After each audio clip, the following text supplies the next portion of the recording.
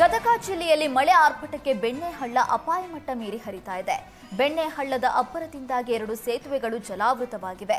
ಗದಗ ಜಿಲ್ಲೆ ರೋಣ ತಾಲೂಕಿನ ಯಾವಕಲ್ ಮೆಣಸಗಿ ಗ್ರಾಮದ ಸೇತುವೆಗಳು ಮುಳುಗಡೆಯಾಗಿದ್ದು, ಸೇತುವೆ ಮುಳುಗಡೆಯಿಂದಾಗಿ ನರಗುಂದ ರೋಣ ಸಂಪರ್ಕ ಕಡಿತವಾಗಿದೆ. ಮೆಣಸಗಿ ಸೇತುವೆ ಜಲಾವೃತಗೊಂಡು ಕೊಣ್ಣೂರ ಹೊಳೆ ಆಲೂರ ಗ್ರಾಮದ ಮಧ್ಯೆ ಸಂಪರ್ಕ ಕಡಿತಗೊಂಡಿದೆ. ಇನ್ನು ಬೆಣ್ಣೆಹಳ್ಳದ ಪ್ರವಾಹದಿಂದಾಗಿ ಸಾವಿರಾರು ಎಕರೆ ಪ್ರದೇಶದ ಬೆಳೆ ಜಲಾವೃತವಾಗಿದ್ದು, ರೈತರು ಸಂಕಷ್ಟಕ್ಕೀಡಾಗಿದ್ದಾರೆ. ಕಲಬುರಗಿ ಜಿಲ್ಲೆಯಲ್ಲಿ ಭೀಮಾ ನದಿ ಅಬ್ಬರಕ್ಕೆ ಸಂಕಷ್ಟಗಳ ಸರಮಾಲೆಯೇ ಸೃಷ್ಟಿಯಾಗಿದೆ.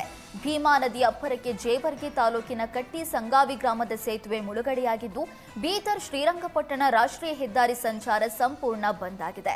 ಕಲಬುರಗಿ ಬೆಂಗಳೂರಿಗೆ ಸಂಚರಿಸುವವರು ಬದಲಿ ಮಾರ್ಗದ ಮೂಲಕ ಸಂಚರಿಸುವ ಅನಿವಾರ್ಯತೆ ಸೃಷ್ಟಿಯಾಗಿದೆ.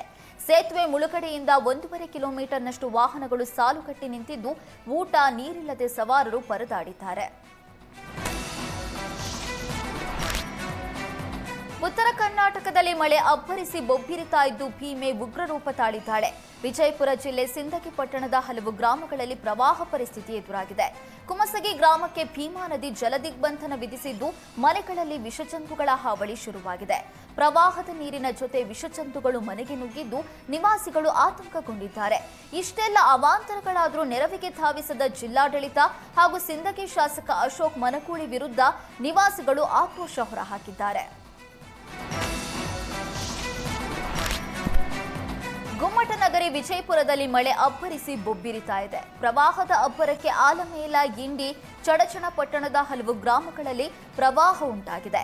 ಪ್ರವಾಹ ಪೀಡಿತ ಗ್ರಾಮಗಳ ನಿವಾಸಿಗಳನ್ನ ಕಾಳಜಿ ಕೇಂದ್ರಕ್ಕೆ ರವಾನಿಸಲಾಗಿದೆ.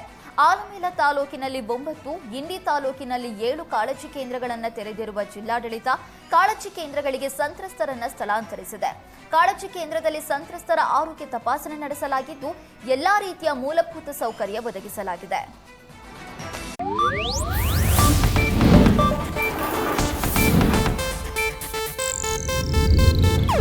ಇದು ಏಷ್ಯಾನೆಟ್ ನ್ಯೂಸ್ ನೆಟ್ವರ್ಕ್ ಪ್ರಸ್ತುತಿ.